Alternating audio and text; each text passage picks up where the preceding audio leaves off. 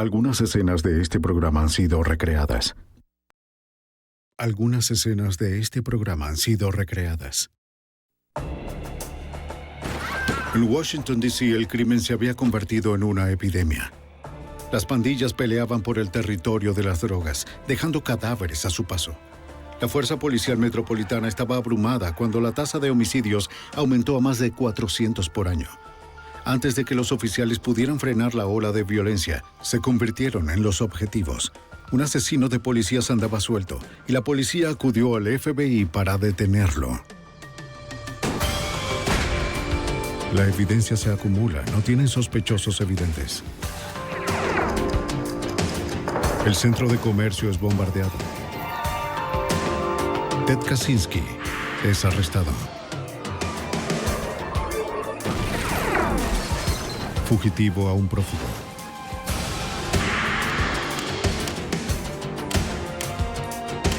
Los archivos del FBI. En 1995, la capital de nuestra nación también era la capital del crimen. Ni siquiera la policía estaba a salvo. Mientras la Fuerza Judicial de Washington, D.C. apuntaba a los criminales, estos apuntaban a la Fuerza Judicial, incluso fusilando a los oficiales de patrulla. Soy Jim Castro, exdirector del FBI en Nueva York. A medida que aumentaba el número de muertos, la policía de D.C. pidió ayuda a la FBI. Estaba todo listo para capturarlos y poner orden en una ciudad con problemas. Pero las cosas empeorarían antes de mejorar. Asesino de policías. El 10 de enero de 1995, en un restaurante de comida rápida en el noroeste de Washington, D.C., el oficial de policía metropolitana Vance Warren tomaba un descanso para cenar mientras trabajaba como guardia de seguridad medio tiempo. Se había convertido en una práctica común que las empresas contrataran a oficiales de policía uniformados y fuera de servicio para proteger sus establecimientos. Todos se sentían más seguros, clientes y empleados por igual. Nadie vio a la figura oscura retirarse en las sombras. 2 balas rozaron la nuca del oficial. Miró hacia la oscuridad en busca del tirador y luego pidió ayuda por radio. ¡Tenemos disparos! No sabía de dónde procedían los disparos, o si el tirador seguía fuera esperando para atacar de nuevo. Los oficiales que respondieron corrieron a la escena, pero el tirador no estaba a la vista.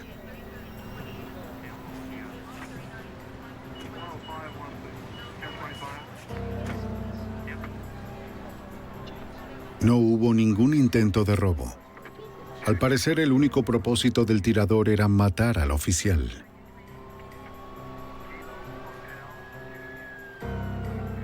A partir de los relatos de testigos, la policía concluyó que el tirador actuó solo.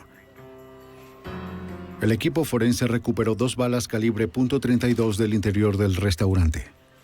No se encontraron casquillos en la escena. Aunque el oficial Vance Warren sobrevivió al tiroteo con heridas leves, otros no tuvieron tanta suerte. Menos de 2 meses antes, el 22 de noviembre, un miembro de una pandilla entró al cuartel de la policía del Distrito de Columbia con un arma y comenzó a disparar.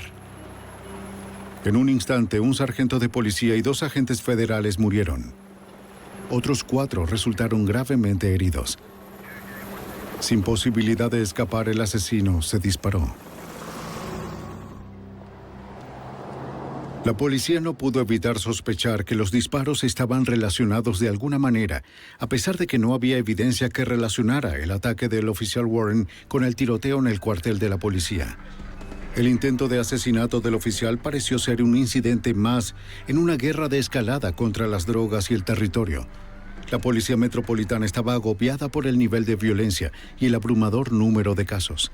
Con al menos un asesinato ocurriendo cada día, los detectives de homicidios no podían mantenerse al día. Para el detective Lauren Ledmond y sus colegas, su ciudad estaba acosada.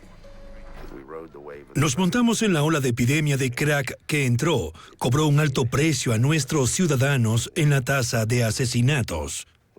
Teníamos una gran cantidad de casos, mucha violencia. Escalamos a la posición de ser per cápita uno de los peores estados de la nación. estaba por empeorar aún más.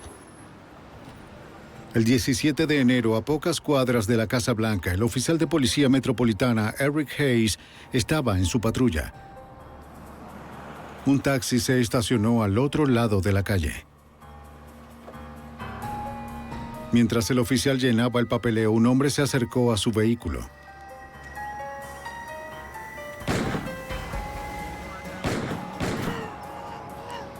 Le disparó al patrullero 4 veces a quemarropa. Con heridas en su pecho, piernas y abdomen, el oficial Hayes salió de su vehículo. El taxista presenció los disparos. Lo reportó a su despachador. Acabo de ver al sospechoso corriendo por el callejón. Cuando el tirador huyó, el taxista le dio la vuelta a la manzana. En su escapada, el tirador se quitó la máscara y la chaqueta en un intento por cambiar su apariencia. Cuando el taxista dobló en la esquina hacia la siguiente cuadra, vio salir al tirador. Lo tengo. Oye, taxista, tú. Alertó a su despachador de que el tirador lo solicitaba. Sin darse cuenta de que el taxista había presenciado los disparos y lo había seguido, el asaltante entró. El conductor apagó discretamente su radio y el despachador notificó a la policía. Solo sigue derecho, amigo. Sigue derecho. Se emitió un APB para el taxi número 440.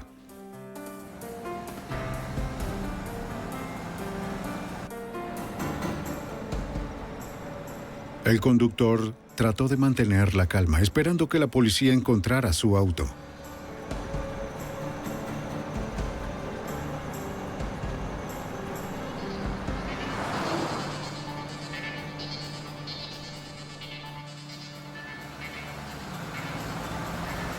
En cuestión de minutos, los policías rastrearon el taxi.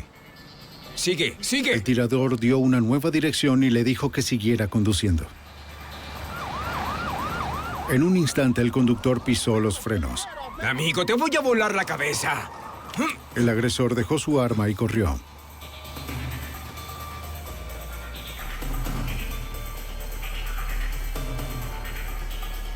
Evadió a los oficiales que lo perseguían.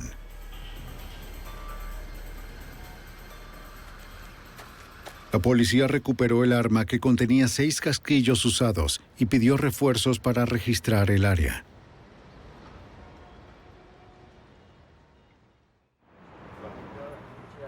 En la escena del crimen, el oficial Hayes luchaba por su vida. Arriba.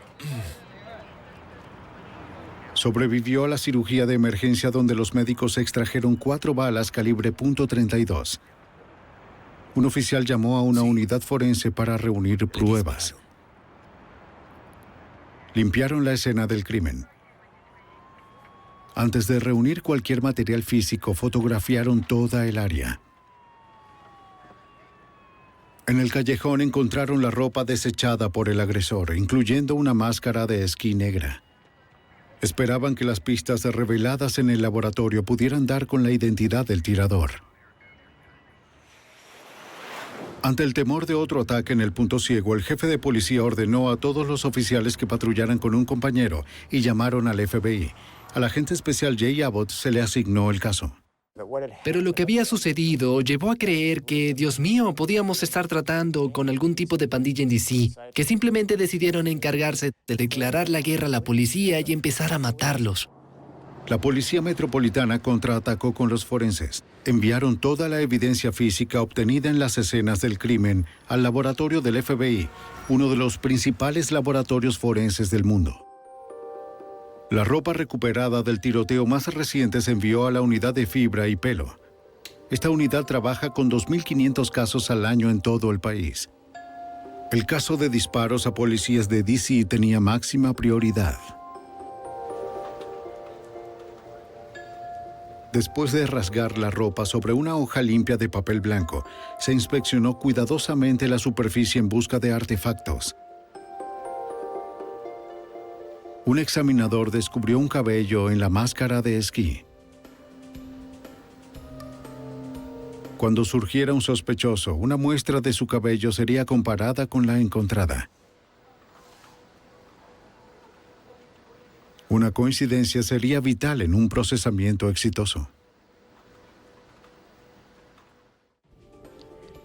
El arma, los casquillos y las balas recuperadas fueron enviados a la Unidad de Armas de Fuego y Herramientas de Marcas del FBI. Los agentes necesitaban determinar si el revólver calibre .32 que había dejado el agresor era el arma utilizada para disparar a los oficiales.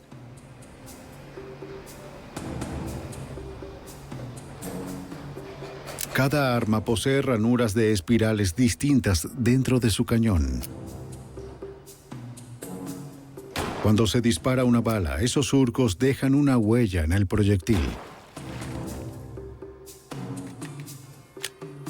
Las ranuras de una bala nueva se compararían con las ranuras de las balas recuperadas para ver si correspondían. La muestra de la bala junto con los casquillos se remitieron a un analista para su examen bajo el microscopio de comparación. Las balas coincidieron. Esto confirmó que el revólver calibre .32 fue el arma utilizada en los 2 tiroteos más recientes. Los investigadores estaban buscando a un hombre.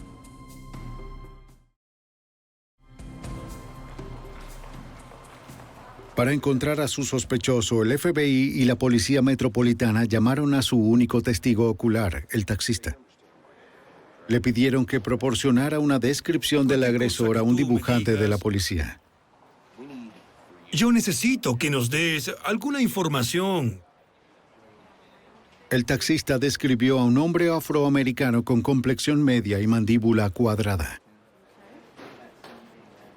La característica más distintiva que recordaba era que el tirador tenía aparatos en los dientes. ¿Algo sobre los labios, los dientes?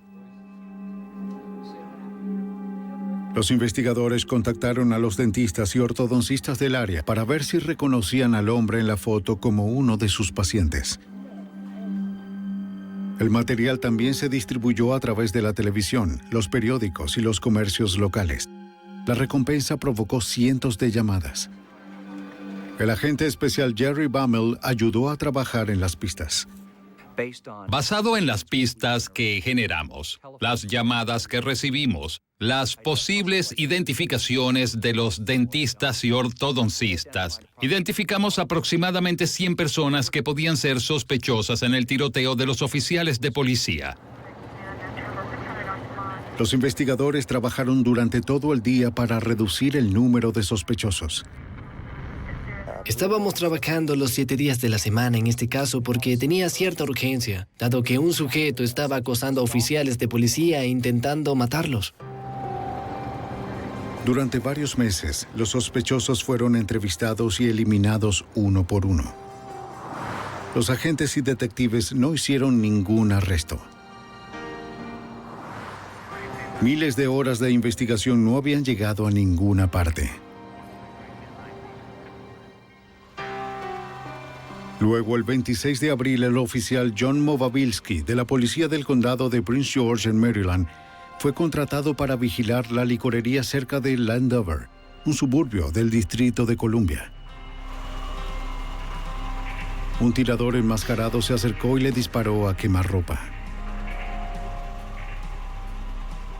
Descargó 16 balas. El policía no tuvo oportunidad. Luego tomó el arma 9 milímetros del oficial caído. Desde una esquina cercana, un testigo escuchó el tiroteo y pidió ayuda. ¡Ayuda! Pero llegaría muy tarde. El oficial Novabilsky murió instantáneamente. La policía de Maryland aseguró el área y entrevistó al testigo. No había motivo aparente, sin advertencia, y la víctima era un policía. El patrón parecía coincidir con los 2 tiroteos en Washington. Habían tremendas similitudes entre el asesinato del sargento John Novabilsky y los heridos de nuestros 2 oficiales de policía en Washington, D.C., en que un individuo se acercó a un oficial de policía sentado y sin provocación abrió fuego y le disparó al oficial. Habían pasado 5 meses desde que le dispararon al primer oficial. Los agentes no estaban cerca de encontrar a su sospechoso y ahora lo buscaban por asesinato. La policía de Washington y los agentes del FBI recorrieron las calles buscando al agresor que había herido a 2 de sus colegas. Mientras continuaban buscando, la policía de Maryland hizo un arresto por el asesinato de su oficial. No había evidencia que relacionara al sospechoso de Maryland con los 2 ataques a la policía de D.C. El agente especial Jay Abbott creía que el atacante de D.C. seguía suelto y podía atacar de nuevo. Sentíamos que esta persona probablemente iba a intentar matar a otro oficial de policía en algún lugar de Washington, D.C. o en las cercanías, y eso nos dio una pausa para preocuparnos de por qué no pudimos seguir ninguna pista viable durante este tiempo. El 18 de mayo de 1995, mientras los investigadores continuaban su búsqueda en Washington, una joven de Maryland llegó al recinto del condado de Prince George.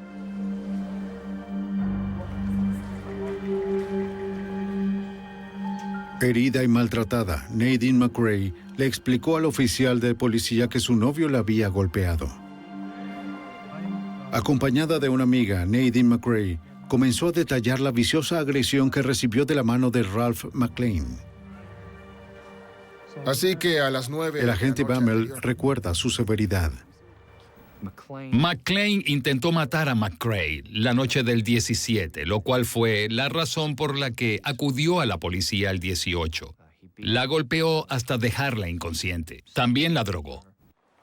La información que necesitaba... El oficial de policía del condado de Prince George emitió una orden de arresto acusando a McClain de intento de asesinato. Recomendó a Nadine se sometiera a un examen médico completo.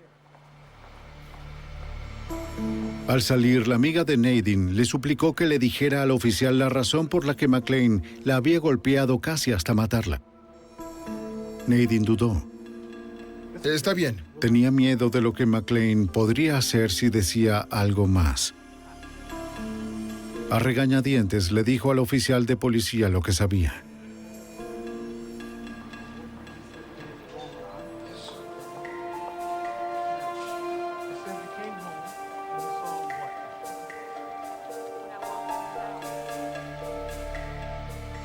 La noche en que apareció el bosquejo del sospechoso en las noticias 3 meses antes, se sorprendió al ver a McClain arrancándose los aparatos de los dientes. ¡Te vas a lastimar! ¿Qué estás haciendo? Ve a algún lugar y déjame en paz. Cuando lo interrogó, McClain le gritó que se ocupara de sus propios asuntos. Según Nadine, su novio, Ralph McClain, no solo fue responsable de los disparos en Washington, sino que también era un asesino de policías. Su novio le había dicho que tenían a la persona equivocada por el tiroteo que ocurrió en Landover, Maryland, con el oficial Novabilski. Ella proporcionó la pista que los agentes estaban buscando. De acuerdo, Nadine. Llamaré al otro detective que está llevando esto. Nadine McRae, tan renuente a hablar al principio, sabía que ahora no había vuelta atrás. Creo que se dio cuenta de lo peligrosa que era la persona y estaba muy dispuesta a cooperar con nosotros, porque creo que en ese momento también se dio cuenta de que su propia vida estaba en peligro ahora, habiendo revelado su conocimiento del tema. Los agentes ingresaron el nombre de Ralph McClain en el NCIC, el Centro Nacional de Información sobre Delitos, para averiguar si su sospechoso tenía alguna condena previa. Para el agente Bammel, la base de datos reveló que McClain no era ajeno al crimen. Tenía un largo historial de actividad criminal aquí en Washington, D.C., totalizando más de 20 arrestos. Esos arrestos fueron por algunos delitos menores, robos en tiendas, pero escalaron hasta agresión a un oficial de policía, también cargos por distribución de drogas. Los investigadores obtuvieron una orden de allanamiento para el apartamento de McClain. Fue un momento muy tenso entrar en esa residencia, con la posibilidad de que él pudiera estar allí y con toda la tensión de darse cuenta de lo que podrían encontrar. McClain no estaba en casa. Los investigadores comenzaron a registrar el apartamento. Revistas de supervivencia, manuales de armas y guías de operaciones terroristas estaban regadas por todas partes. Los materiales detallaban cómo llevar a cabo la vigilancia, ocultar movimientos y atrapar a las víctimas por sorpresa.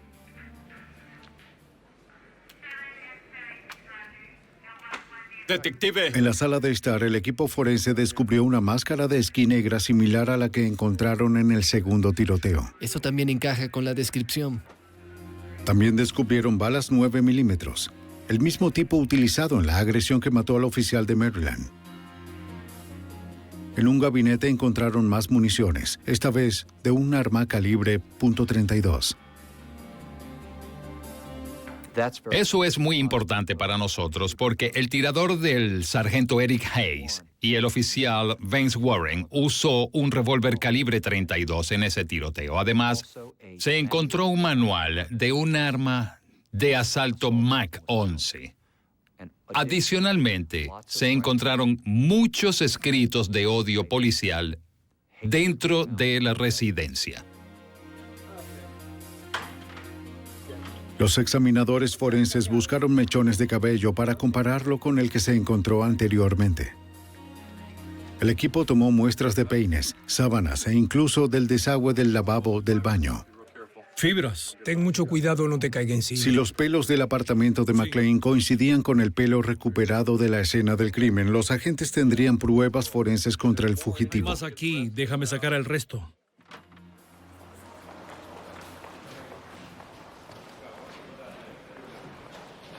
Armados con una fotografía del sospechoso, los detectives llamaron al taxista. Le pidieron que mirara una fila de fotos para ver si podía identificar a McLean como el hombre que le disparó al oficial Hayes.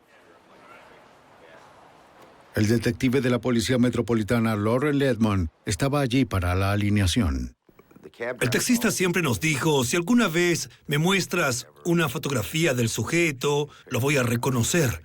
¿Saben si escuchas? Bueno, pero quiero decir, lo dijo con mucha pasión. Los investigadores le entregaron fotos al testigo una a la vez. Él estudió cada uno cuidadosamente.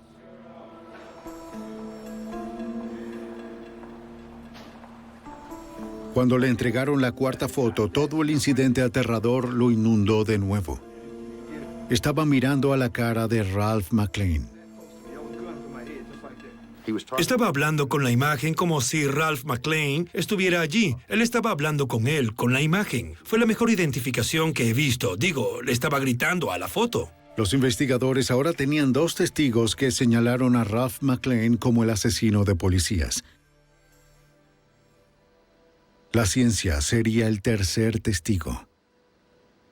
En los laboratorios del FBI, los examinadores comparaban las muestras de cabello extraídas del departamento de McLean con el pelo recuperado anteriormente de la ropa encontrada en el tiroteo del oficial Hayes.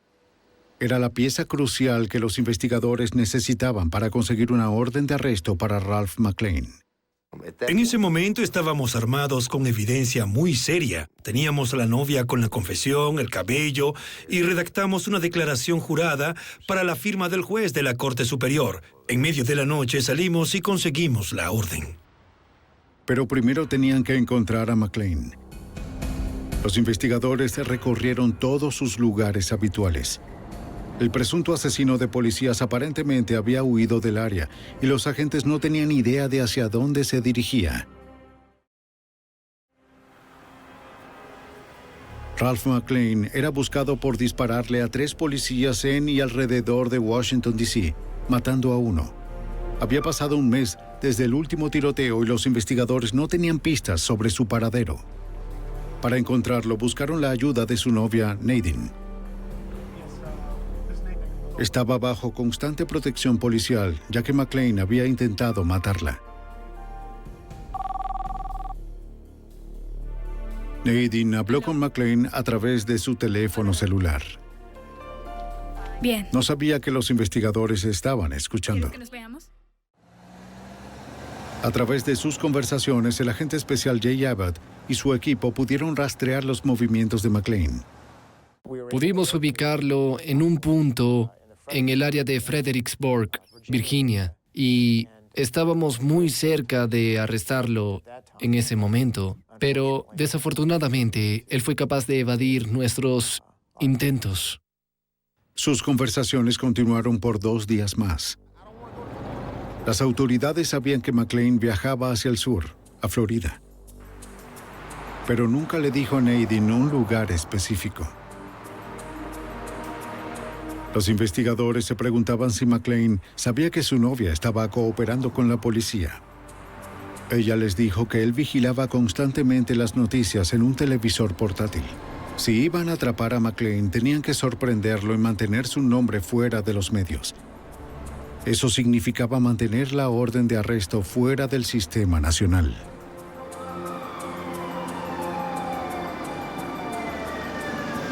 En Carolina del Sur, esa decisión funcionó en contra de ellos cuando un patrullero de carretera lo detuviera por una violación de tránsito.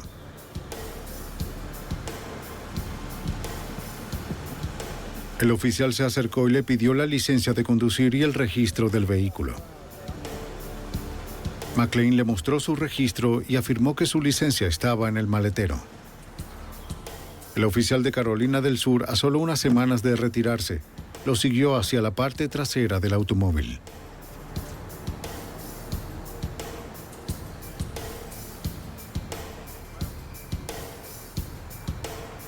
McLean revolvió sus pertenencias y sacó su licencia.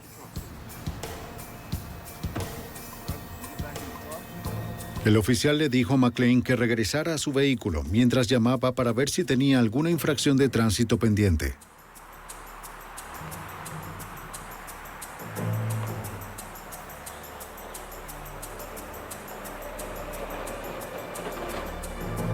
También verificó si el auto había sido reportado como robado.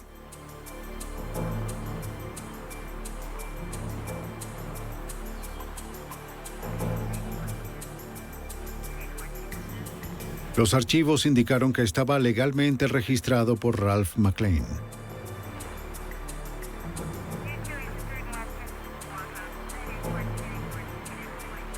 Le puso una multa a McLean y luego le indicó cómo llegar a la oficina del magistrado de la ciudad para pagarla. El oficial sobrevivió al incidente, pero las autoridades habían perdido la oportunidad de capturar al asesino de policías. En Washington, D.C., el detective Loren Ledman buscaba una manera de atraerlo al área. Nos enfrentábamos a alguien mentalmente inestable que estaba disparando activamente a oficiales de policía. Estábamos a su merced debido a que él estaba dispuesto a disparar y la clave era que necesitábamos tenerlo ubicado en un lugar donde pudiéramos rodearlo. Los investigadores, una vez más, dependían de la ayuda de Nadine. ¿Aló? Le recomendaron que le prometiera a McLean una reconciliación si él regresaba.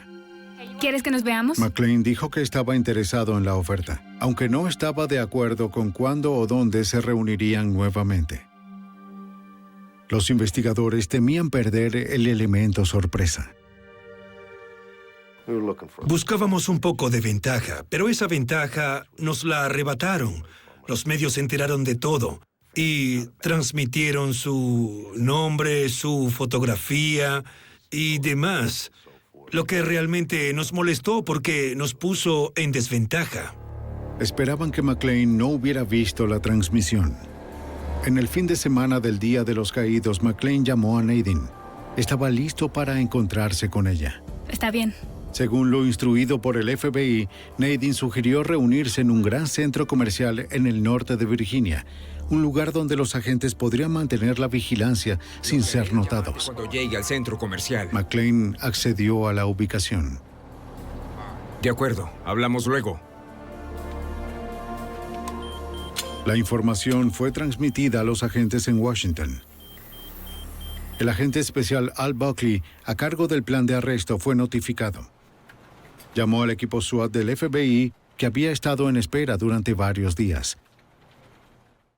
Cuando escuché la información de que el señor McLean se dirigía al área de Virginia o Washington, D.C., presentí que el señor McLean iba a hacer 2 cosas: matar a Nadine y posiblemente matar a otro oficial de policía.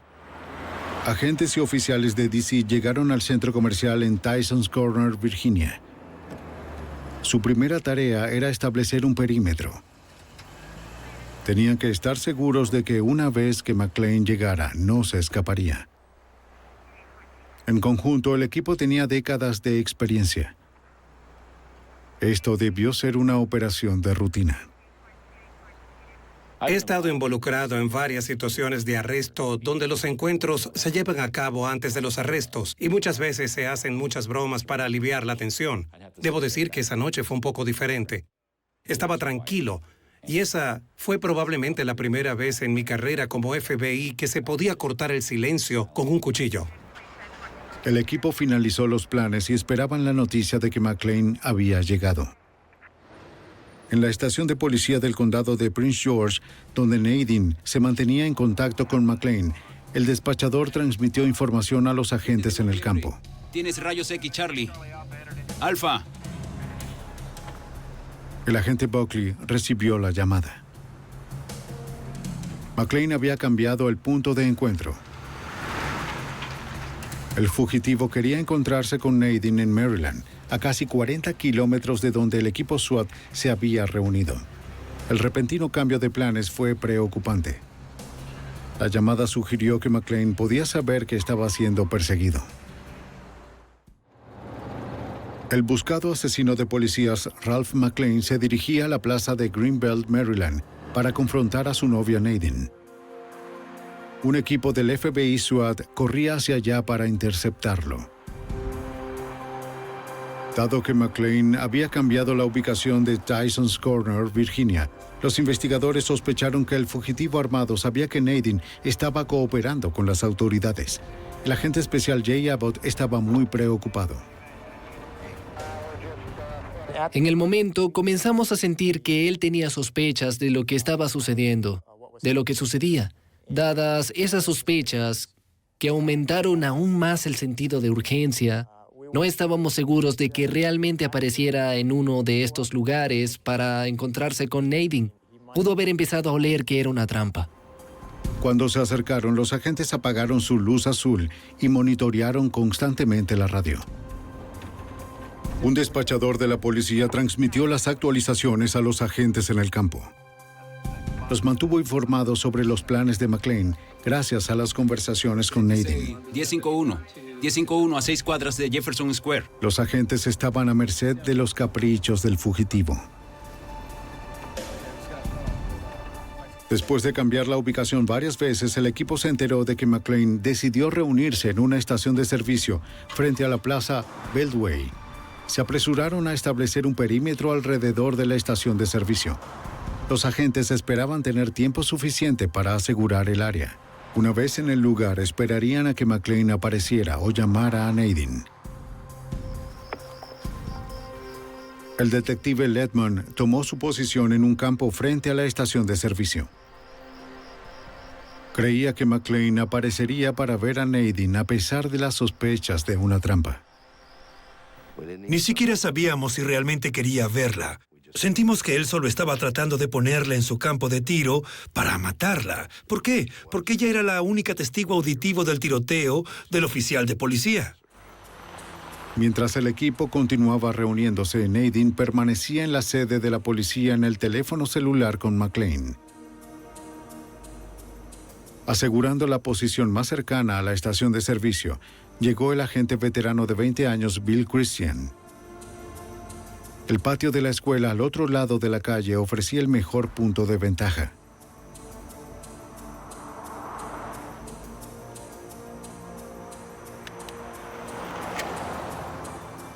Si McClane aparecía, el agente Christian sería el primero en verlo.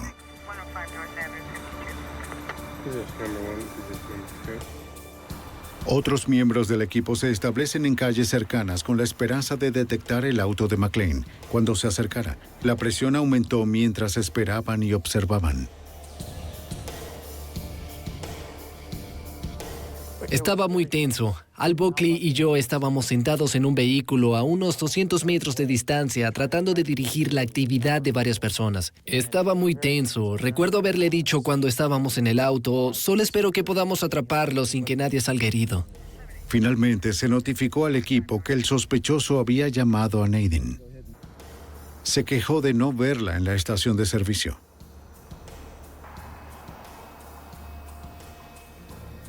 McClane estaba en el área, pero los agentes no podían conseguir una posición precisa. Los investigadores creían que estaba muy cerca. Esta vez en particular estaba susurrando, lo que me llevó a creer que alguien estaba cerca de él, lo que me hizo mirar alrededor y preguntarme, ¿estaba encima de él y no lo sabía? Escondido detrás de una pequeña colina, el detective Ledmond revisó la estación de servicio nuevamente, pero seguía sin ver a McClane.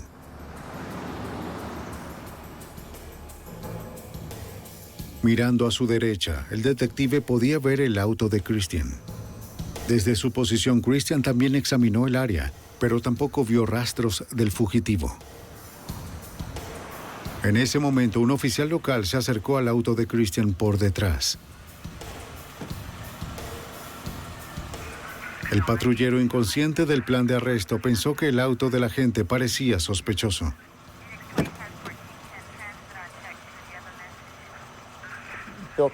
Bill Christian se dio cuenta y reconoció el peligro en que el oficial estaba.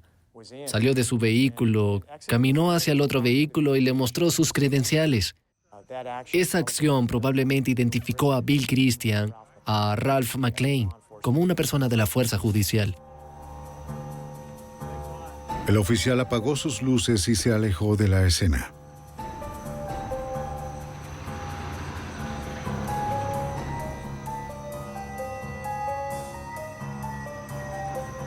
Christian reanudó su vigilancia.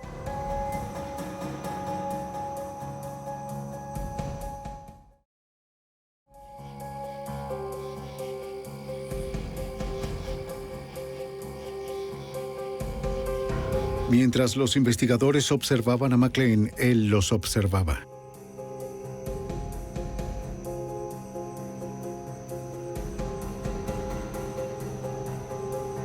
El elemento sorpresa y la táctica de ventaja fueron los de McClane. Bien camuflado con ropa oscura, vigiló el auto donde el agente Christian estaba sentado esperando y observando.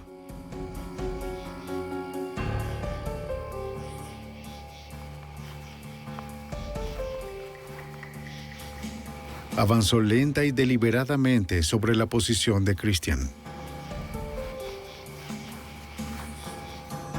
Los agentes sabían que estaba allí, en alguna parte. La ansiedad aumentó mucho desde que las llamadas de McClane a Nadine se detuvieron. El asesino de policías siguió avanzando. Con la mirada de Christian fija en la estación de servicio, McClane acosó al agente.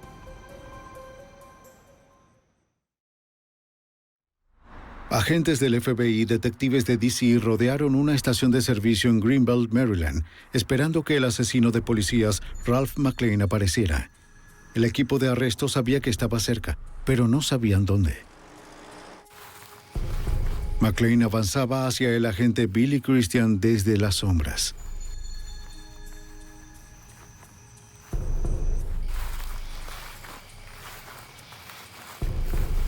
Christian oyó algo. Volteó a ver, pero no vio nada.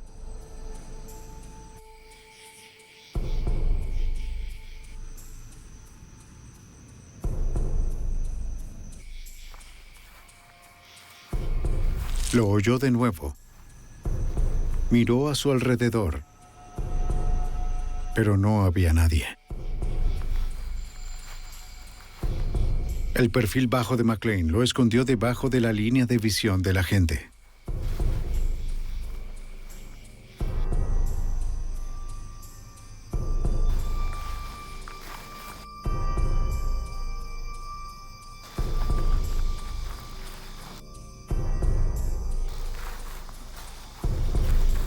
El asesino continuó avanzando sobre su presa desprevenida.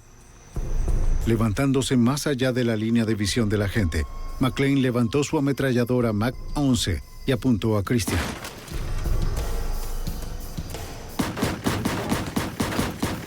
Los estallidos del arma rasgaron la noche. El agente Billy Christian se desplomó en su asiento. El detective Ledmond vio a McClane corriendo hacia el bosque y pidió refuerzos. ¡Oficial caído! ¡Oficial caído! ¡Repito! ¡Oficial caído!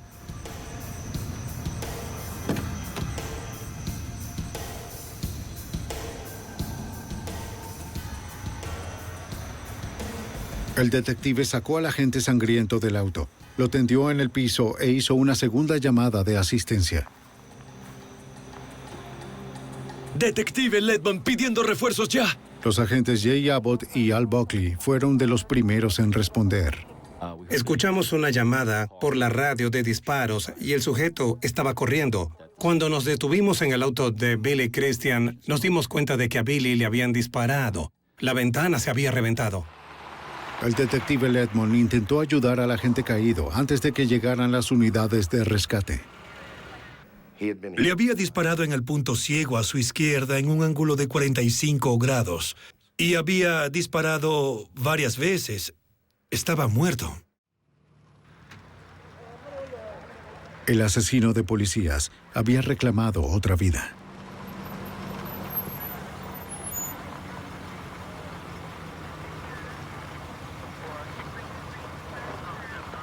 Esta persona acababa de matar a un policía, no solo a un colega, sino a un buen amigo, un mentor para algunos de nosotros. Había estado presente durante mucho tiempo, un agente de 20 años, y que esto sucediera era desesperante. Unidades de varias jurisdicciones respondieron al instante. Un oficial del condado de Prince George llegó con un perro policía y comenzó a buscar a McLean en la oscuridad.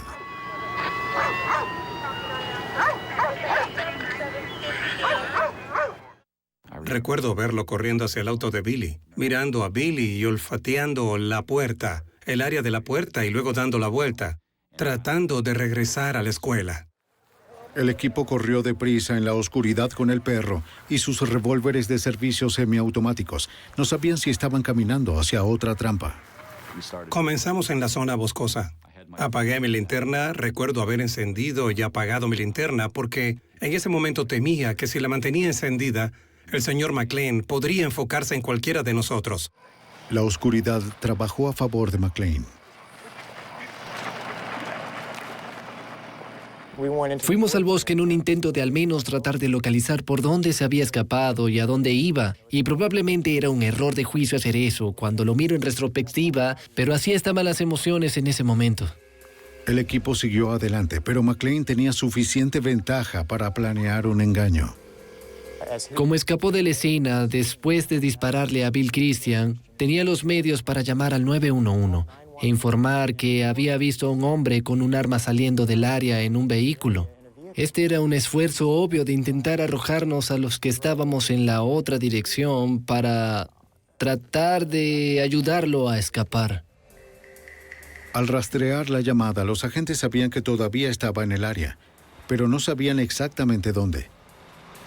Parecía que el fugitivo asesino de policías había evadido a las autoridades una vez más.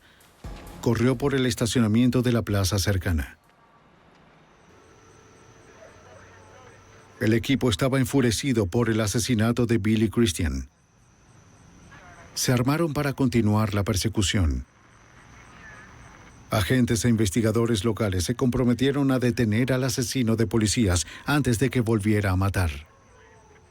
La ira fue probablemente el sentimiento más grande que tuve esa noche. La frustración. Me sentía frustrado porque no íbamos a volver todos a casa esa noche. Billy se quedaba allí. Mientras los agentes Buckley y Abbott continuaban rastreando el camino del fugitivo a través del bosque, el detective Ledman recibió una llamada de los investigadores ubicados en el estacionamiento de la plaza. El señor McLean corrió y se puso detrás de la tienda. Tenía una gran rampa que conducía a la parte trasera de la tienda, donde había 3 remolques, y se había aislado detrás de ellos. McLean abrió fuego contra los oficiales que lo perseguían. Se cubrieron en el suelo y devolvieron el fuego. Al salir del bosque, los agentes Abbott y Buckley vieron cómo le disparaba a los oficiales.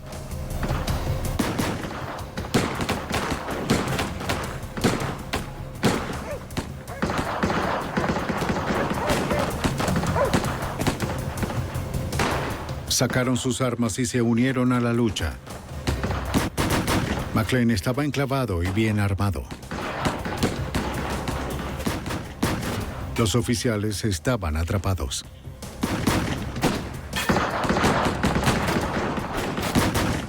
Nadie sabía cómo llegar a él sin perder otra vida.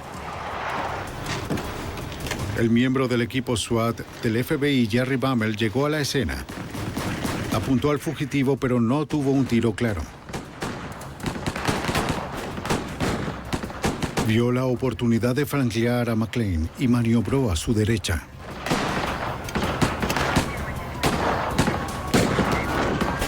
Mientras la policía y los agentes intercambiaron fuego con el asesino de policías, Bammel permaneció oculto de McClane. Luego salió por detrás del contenedor y comenzó a disparar al tirador desde el otro lado. Desde su posición, Bammel notó que McClane tenía una posible ruta de escape.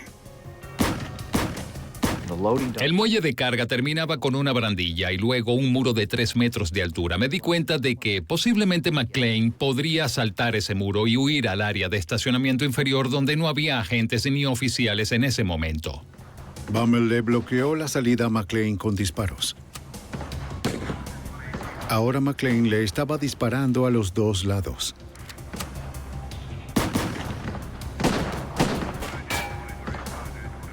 Se giró y disparó hacia donde Bammel estaba parado.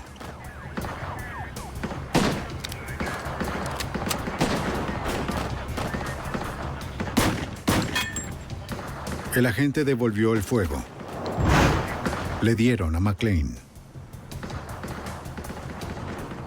Agentes y oficiales siguieron disparando. McClane disparó una vez más.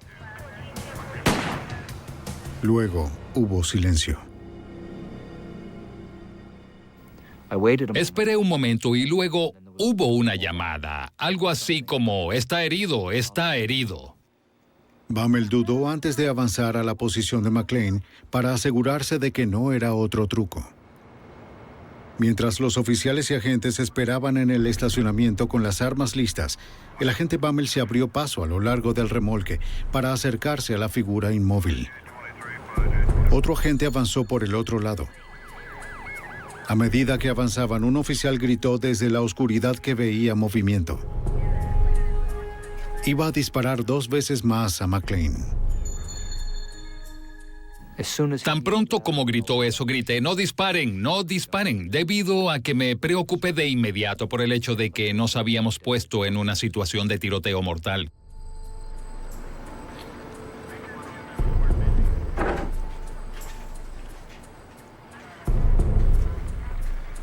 Se había terminado. McClane se había disparado con un arma 9 milímetros, la misma arma que le había quitado al oficial Novabilski, a quien asesinó un mes antes. El asesino de policías estaba muerto, pero el precio era elevado. Esta persona, sujeto, tenía un objetivo en mente, en mi opinión, y era matar a oficiales de policía.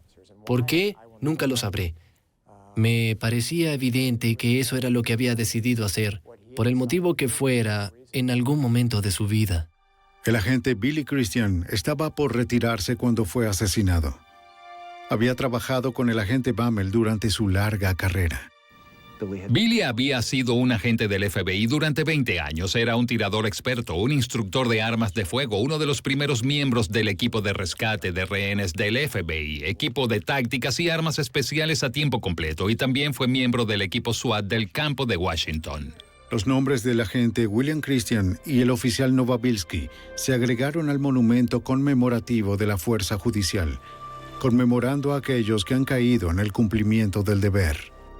Mi escritorio en el FBI está más alto que el Monumento Nacional de los oficiales de la Fuerza Judicial y no pasa un día sin que piense en mis amigos.